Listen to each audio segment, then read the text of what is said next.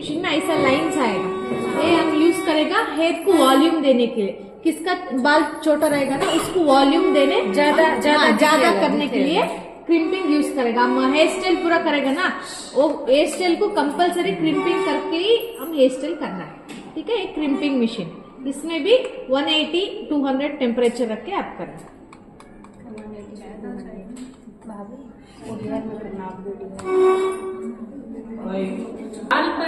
बाल पे डिपेंडेंट रहता है ना। हाँ, बाल ज्यादा टाइट होगा तो थोड़ा ज्यादा ही करना पड़ेगा ना। बाद में आप मैम इसको कौन से नहीं करना है क्या? ऐसे ही हाथ से? हाँ, आप रूट से 1/2 इंच गैप देके जस्ट प्रेस।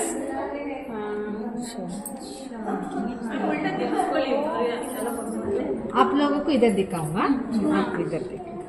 इसको ऐसे से चापना है। हाँ, देखो इतना ही।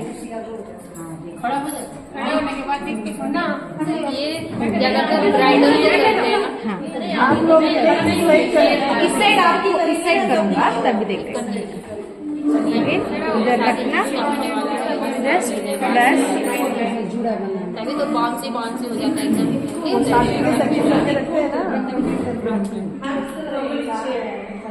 क्रीम पे हाँ, और चेयर लेना।